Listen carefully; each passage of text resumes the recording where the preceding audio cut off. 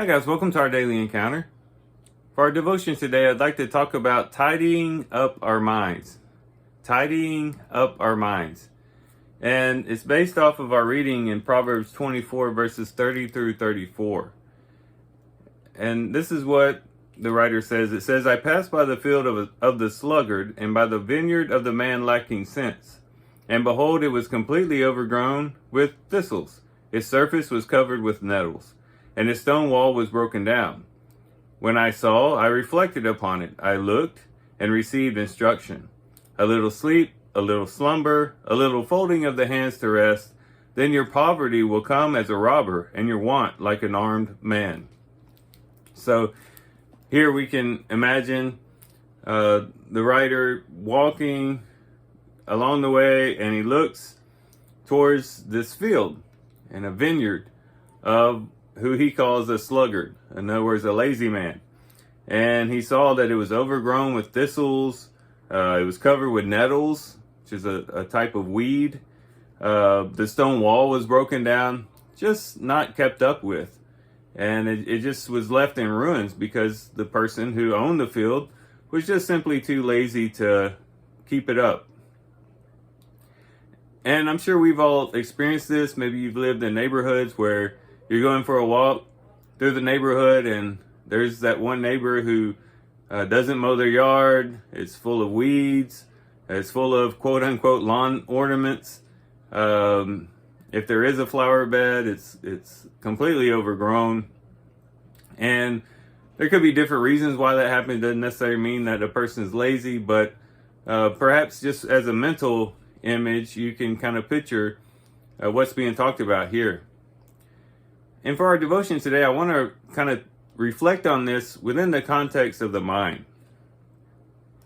Because even though some of us might be very intentional about keeping our yards tidy, maybe we make sure that our rose bushes and our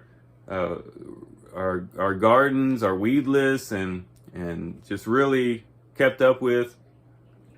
Oftentimes we're not so careful with our mind. And oftentimes our minds become overgrown. And because of a lack of attention when it comes to what enters into our mind, what is produced in our mind, it becomes overgrown with bad thoughts, impure thoughts, thoughts that are harmful, thoughts that are not useful or helpful in the spiritual life. And our minds can look a lot like what's being described here in Proverbs 24, just overgrown with weeds and nettles and thistles. And I'm reminded of what Peter told his readers. He says, gird up the loins of your mind. And that's a very weird expression for those in the 21st century. But what he's talking about there is what they would do back then. They had, oftentimes the men wore lengthy robes, and if you wanted to really walk at a fast pace or run, you would gather up your garment into what we would call a belt. And that was called girding up your garments. And it would allow them to move more freely. And Peter talks about it in a way, or in connection to the mind, where he talks about how, oftentimes in our minds, our thoughts can be loose. And he wants us to gird up the loins of our mind. In other words, gather up our thoughts, be intentional about what we're thinking about, and not have loose thoughts that kind of run everywhere. We're not really even think about what we're thinking about, and our minds kind of wander, and we lose focus, and we lose intention when it comes to the spiritual life. It ought to be that we are very intentional and very diligent in what our minds look like on the inside. It's oftentimes hard to really keep up the mind because when it comes to outward things, there are barriers that keep us from doing things that would be harmful. We wouldn't go up to someone and just punch them in the face because one, they might punch us back in the face, or they might end up throwing charges at us and we end up paying a fine or end up in prison. There are exterior things that keep us from doing harmful exterior things. There are concrete consequences a lot of times for what we do on the outside. But on the inside, there may or may not be immediate consequences for what goes on the inside in our minds. And so because of it, we just allow our minds to do whatever our minds want to do. And we're not really intentional in what we're thinking about. We're not really focused on what we should be focused on.